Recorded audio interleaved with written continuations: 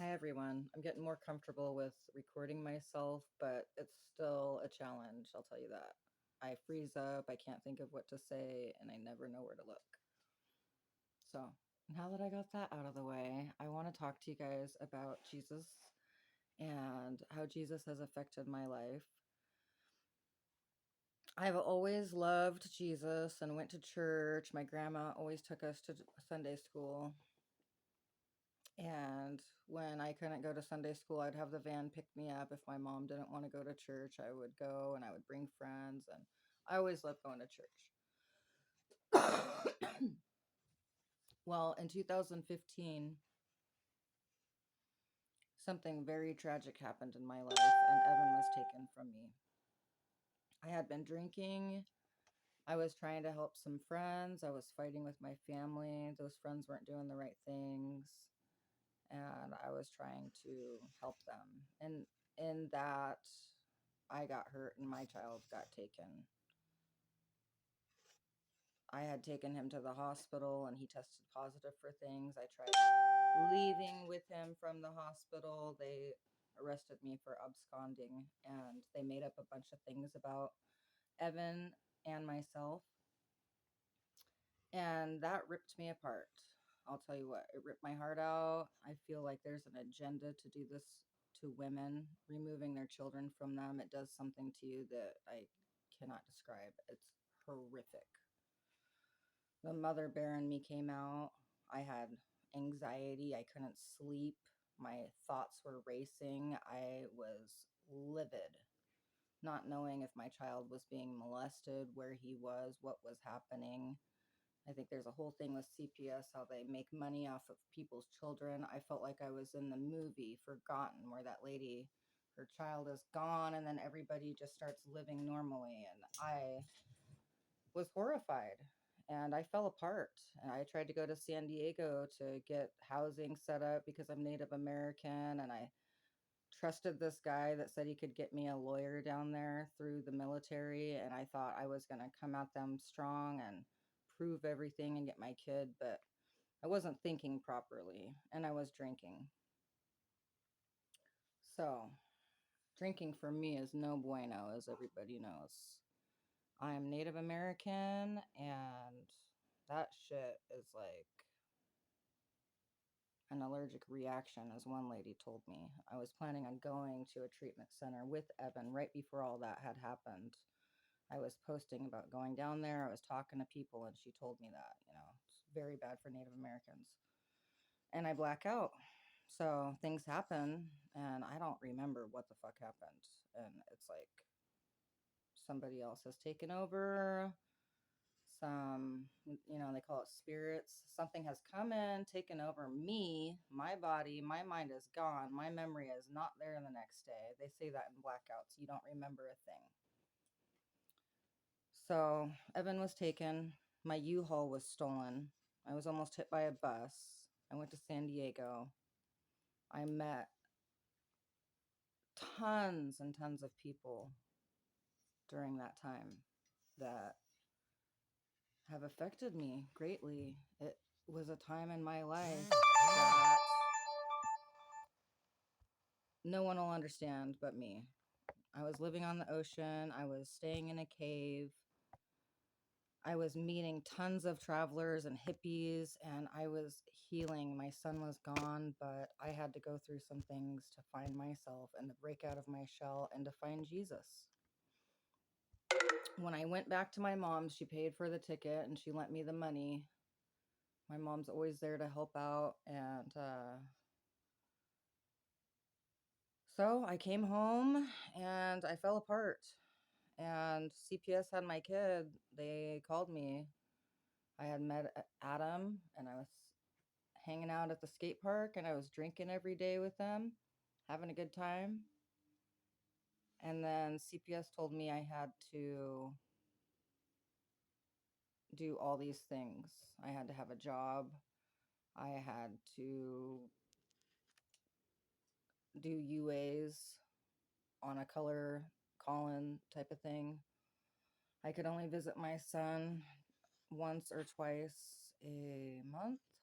or a week, sorry, at this Indian center. I was trying to think of my dear friend. I can't think of her name now. I'm spacing it. I'm thinking Robinson, but anyways, this lady that worked with Nara, she would come and pick me up and take me to see Evan, but I was super effing depressed and it was hard. It was killing me. And I had fallen apart down in San Diego.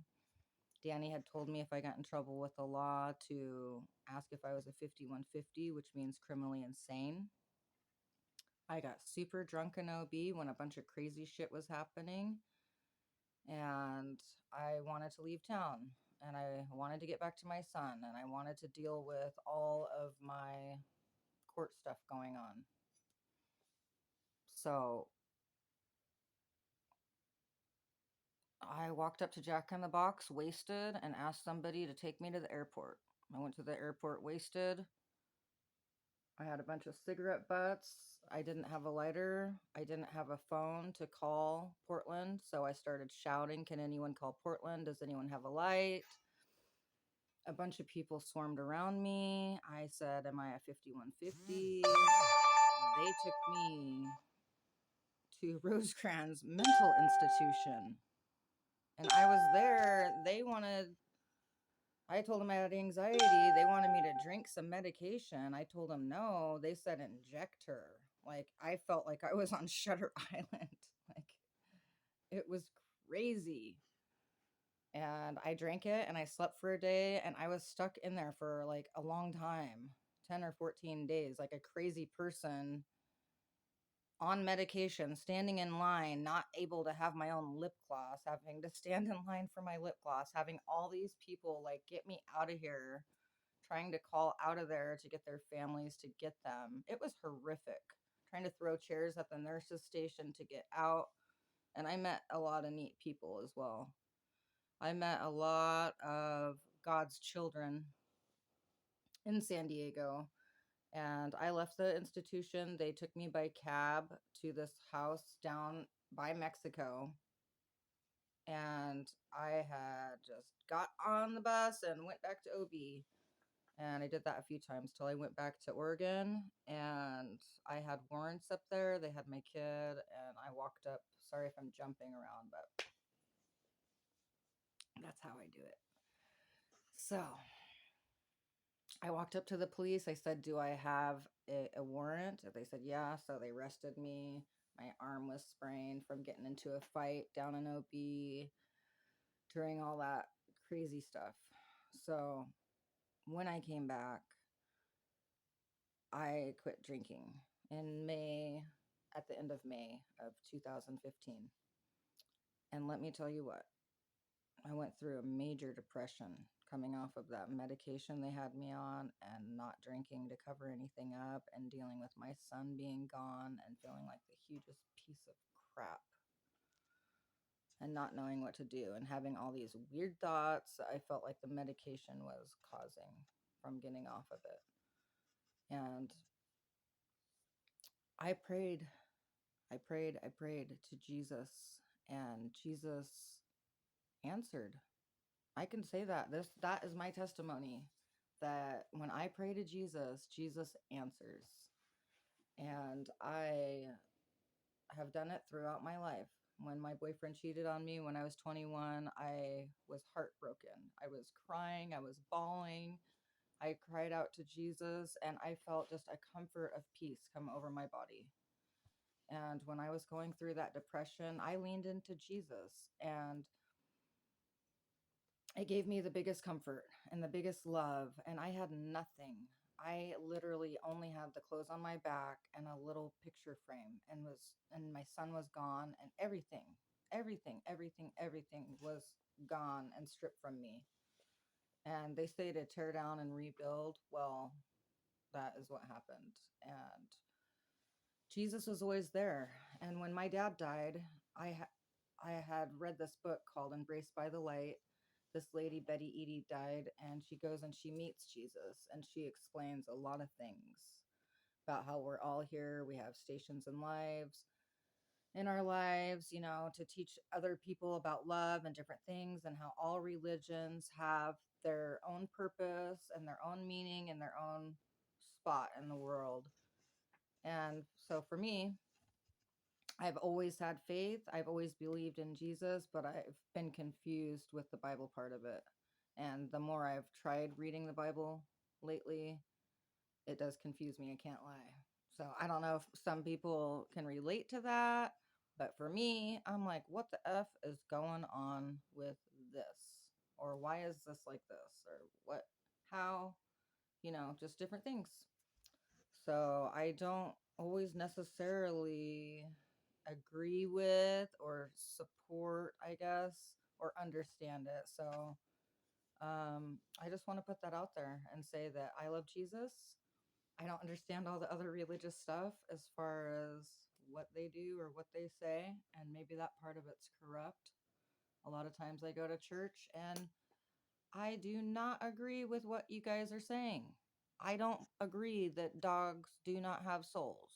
I've heard that at several churches, and even the minister's wife in the Bible study said she didn't agree with her husband, but that's what he said. In Tennessee, the same thing. That kind of stuff turns me off to going to church, and certain things that don't jive well with my soul. And honestly, in November, I got ordained to be a minister. And I feel in my soul I'm supposed to spread God's word, but it might not be in the traditional way. So, this is me starting out, trying to get more comfortable making a video and just to say that I love Jesus. And I hope you love Jesus too. And I talk to Jesus all the time when I'm working in the yard, when I'm working on the bus and I have no more strength, and I just ask Jesus to give me strength. I've went through some major trials and tribulations to put God and Jesus and myself to the test. Since my dad died and I have heard things, it's like, is this real? The secret. People might think I'm crazy. Oh, what is Sarah doing now? Oh, she's in Hawaii. She's doing this. She's doing that. It's because I believe. I have faith. I believe in God. I believe in what is possible for us. And Jesus says we can do as he does. I feel like Jesus is more of a brother to me. He teaches us certain things and how to be loving and how to take care of God's children. So, anyways, I hope you guys all have a relationship with Jesus. If you've been separated from God or Jesus because of religious beliefs, just have a conversation and just talk. And Jesus and God are there. They're listening. I know it. I feel it in my heart. And when I go to church, I feel the Holy Spirit within everybody that's around praising the Lord. It is emotional. It's powerful. It breaks me down. I cry. And it's a beautiful, magical thing. And it's the best feeling and the best thing that I've gotten out of traveling or, out of life, is connecting with those people that love God. It's awesome. And I love you guys. All right. Bye.